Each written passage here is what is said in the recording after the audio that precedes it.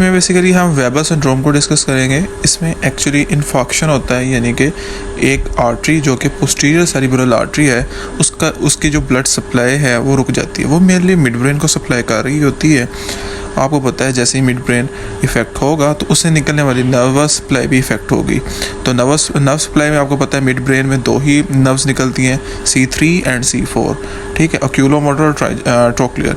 अब जो ओक्यूलोमोटर है वो बेसिकली अपनी फंक्शनैलिटी और अपनी नर्व सप्लाई खो देगी। इसकी वजह से जो सिम्टम्स डेवलप होती हैं बेसिकली वो कुछ ये हैं। तो जैसा कि इसमें आपको पता है कि पोस्टीरियर सेरिब्रल आर्टरी इन्वॉल्व है। जब वो इन्वॉल्व होगी तो मिड ब्रेन इफेक्ट होगा और उससे निकलने वाली इनर्वेशन ऑब्वियसली इफेक्ट होगी, जो कि बेसिकली क्रेनियल नर्व 3 एंड 4 है। थर्ड में जो है क्रेनियल नर्व थर्ड वो ओक्यूलोमोटर है।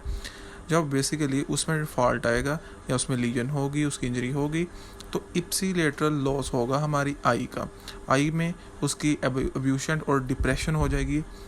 उसका ऑप्थेल्मोप्लेजिया जैसे हम कहते हैं वो कंडीशन एक डेवलप हो जाएगी। उसकी बेसिक रीज़न ये है कि लैटरल रेक्टस और सुपीरियर ओब्लिक मसल्स अपना जो एक फंक्शनैलिटी है उसको खो देंगे। इसके साथ साथ पटोसिस और फिक्सेशन का प्रोसेस भी हो जाएगा। पटोसिस और फिक्सेशन के प्रोसेस की वजह से लाइट की एकोमोडेशन का प्रोसेस जो हमारी आई में नॉर्मली होता है वो नहीं हो पाएगा। इन रिज़ल्ट ऑब्वियसली कोई ना कोई विजन का इशू भी होगा पेशेंट को। और अगर सबसे ज़्यादा इम्पोर्टेंट बात की जाए तो इन सब में जो एक बहुत इंपॉर्टेंट स्ट्रक्चर डैमेज होगा वो होगा कॉर्टिकोस्पाइनल ट्रैक। जब ये ट्रैक डैमेज होगा तो ऑब्वियसली लेजन होगी कॉन्ट्रालैटरल साइड पे लेजन होगी। तो ऑब्वियस बात है कि ये ट्रैक्स हमारी लेग, आर्म, लोअर फेस, इन सब चीज़ों को सप्लाई करता हुआ नीचे आता है।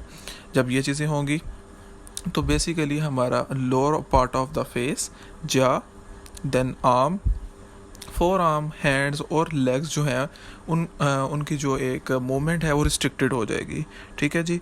और रिस्ट्रिक्टेड होने की वजह से पैरालिसिस हो सकता है। सो बेसिकली ये जो एक अगर आप कहें कि ये किस वजह से हो रही है, ये बेसिकली कॉर्टिकोस्पाइनल ट्रैक की वजह से हो रही है, जिसे हम कहते हैं हेमीपैरेसिस का प्रोसेस कॉर्टिकोस्पाइनल ट्रैक की वजह से हो गया। पटोसिस व फिक्सेशन ये सारी की सारी ओक्यूलोमोटर नर्व की वजह से होती हैं।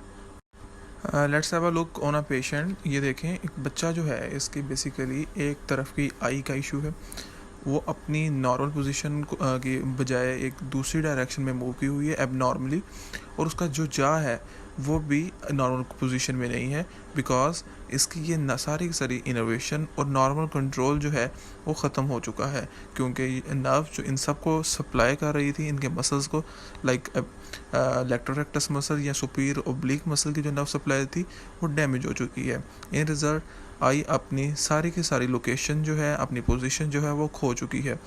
और दूसरी तरफ जो बात की जाए जा का एरिया है, ये बेसिकली एक ट्रैक की डैमेज की वजह से होता है।